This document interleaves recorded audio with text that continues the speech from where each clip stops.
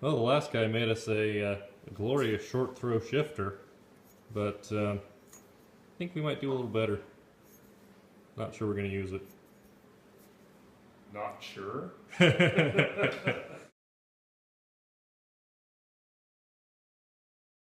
Well, we've got the engine sitting back in on its own mount. Everything lined up pretty well. Transmission sits in there nicely. The shifter will be in a good spot. We'll need to trim that mounting tab down just a little, but we're going to make a plate that comes off of that to capture that mount point there at the bottom. And that's good to go. And the original Ford shifter was clear back here. So by shifting forward, pardon the pun, to the S10 shifter, I don't have to be triple jointed. Under the car, everything's fitting pretty well, except for this mounting point on the tail shaft that we're calling the shark fin. It sticks down lower than anything else underneath the car, and it kind of looks like a curb grabber. So that's going to be dealt with. Sports ball. As cool as these tall finned valve covers are, we figured they might foul the steering linkage a little bit. So Dad found these. He's talking about polishing them up. Honestly, I think they look pretty damn cool as they are. And again, I'm a sucker for patina. Looks like this thing had stripes on it once. And also they didn't bother to take the badge off when they resprayed it. What have we done? Oh. And then there were two. Two's always better than one. Local guy did this up, and apparently didn't even use any Bondo. He's just good with metal. Hammer and dolly work. Lots and lots of hammer and dolly work. And apparently a little bit of horse spit. Oh, that shows, but apparently his horse licked it. How often can you have something that you can say a horse licked? Yeah. Pretty happy with that. It's not a real project until you modify a $600 exhaust manifold. There was some kind of riser thingus on the outside of this for the choke or something on a Tiger. We're not sure exactly what. It's gone now. And it's given us a little more room in this footwell, which is nice because this is going to be one small footwell even with that. So now we're doing a little bit of cardboard aided design, attempting to balance having room for your feet and having them not catch fire. And just like that, cardboard has become steel. This is actually the piece of the hood that was removed to put in the double bubble. Recycler. Yeah. Well, time to weld up some pinholes. Yay! Pinholes!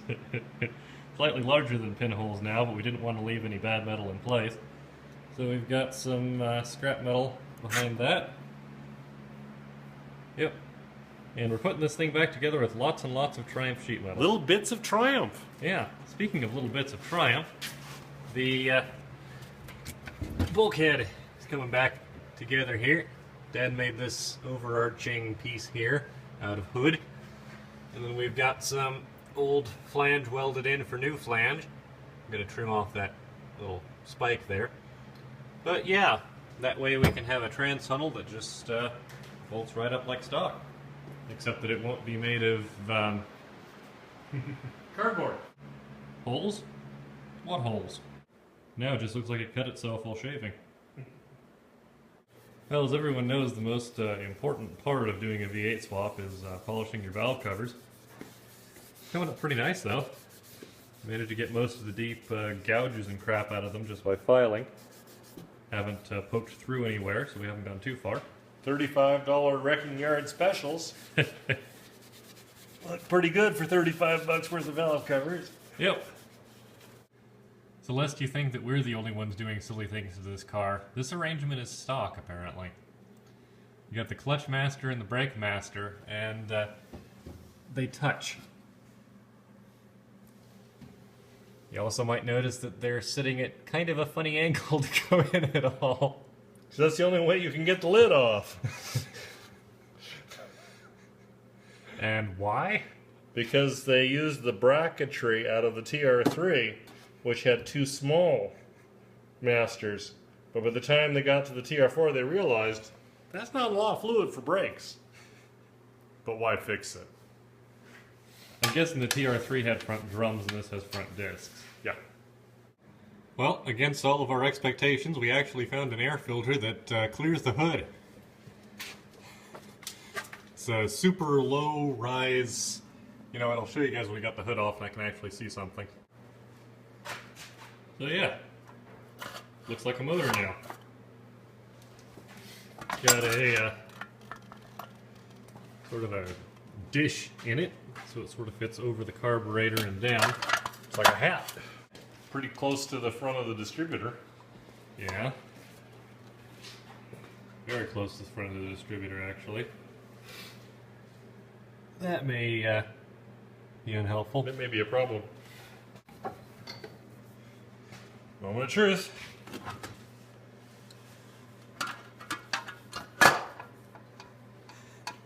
You don't get much closer. Ever so slightly clears. Yeah, it's not fouling. Good enough. I guess they were right. It fits. You know, that looks pretty badass, too. I like it. Cool. But a new air cleaner's not all we picked up. Steering. If you're watching along at home and going, boy, I sure wish I could butcher my car the same way. These are the part numbers we're using for the joints. 2 of these, 1 of these, and 1, double D shaft that fits these. So, there's that. Happy butchering. So, because we got that joint so close to that rocker cover, we're going to go ahead and shorten the steering shaft just a little bit. This is obviously the part that comes through the dashboard. And so yeah, we're just going to shorten it to there, and that's going to allow us to shove the shaft in a little further. It'll still let us lock it down, but it'll mean that the joint is far enough back that it won't foul on the rocker cover. Because that would kind of suck. Yeah. Yeah. Big time. Well, how did you know your engine mount's bad? Well, because whenever I get on the gas, the steering locks up. Well, we're clear of the valve cover, but now we have a new problem. That right there is the flat part of the shaft that's supposed to clamp to that. So we got a little redneck machine work to do now. Well, we're still just ever so slightly close on this grub screw right here, but that's okay, we can shorten that. And the rest of this is fitting up fairly well. I'm going to use these Heim joints, rod ends, whatever you want to call them, and a couple of plates that those will mount to, and those will hold the linkage up. And then, yeah. Steering! Steering. Holy crap. How's that for a milestone? I like it. This is a safety feature. Yeah, see, if the this, original steering column was a harpoon. Yeah, if this thing gets banged, it's just going to pooch into the fender wall. We have made this car safer. Yeah, provided we do a half-assed job on the brackets. Much safer. Much safer. Yeah. Yeah. So we're looking at the pedal box here because the gas pedal is kind of... It would be hanging right there. Yeah, it would be hanging right there. Actually, it would be coming out here and then having a shaft that went behind the motor and then over to there because something finest British engineering. So I started looking at this and, well, Dad was thinking we could just move the wiper motor over to the other side and that would free up some space. But I figured since the clutch we have, or the clutch setup we have is cable, we don't need this. So all we do is we move the brake over to where the clutch is, make this the gas, this the brake, and then we punch another one through right here and run that down to the clutch. And you just sit sideways in your seat. Yeah, you sit sideways in your seat. We take the headlight dip switch out from down there because it won't work anymore. We put a Spitwad, or Spitfire, column switch on it, so we got the high beams on the thing there. I think your mounts might be a little shot for that. Think? So we got a bracket put together for the lower Heim joint. You want to tell me which tool this bracket came out of? This is the best part of a Craftsman table saw. The reason it's the best part is it's the one part that didn't break. So, guys, don't go out and buy a Craftsman table saw, but if you've got one, there's some good bracketry in there. Yeah, this is part of the blade retraction mechanism fucks it. Sometimes cardboard-aided design just isn't enough. And you move on to the more advanced technique of wallboard-aided design.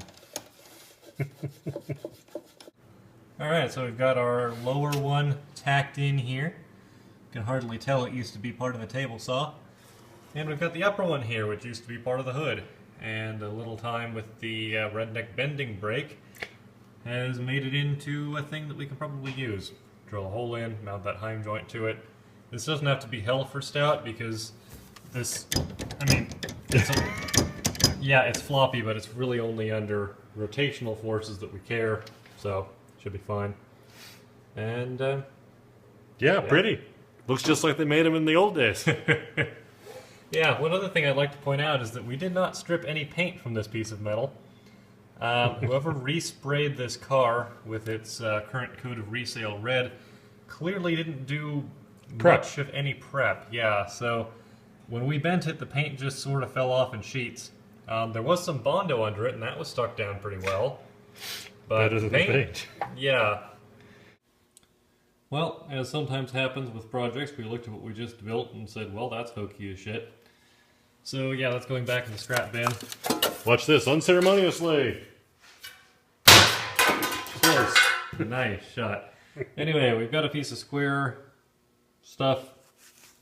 We got a plan, which I am actually holding it right set up. Okay. So yeah, that's our plan. And yeah, we're going to go ahead and do that, but not tonight because it's time for dinner. Yay. And on that, I think I will close out this section of this project. And yeah, hopefully in the next segment we'll get this steering actually working. And soon. It's a goal. Soon this thing will be, well... steerable. Yeah, steerable. Movable. We'll be able to push it out of the shop and push something else in for a change. Maybe. Anytime now. Yeah. Sooner or later. Plans. Things. Adventures.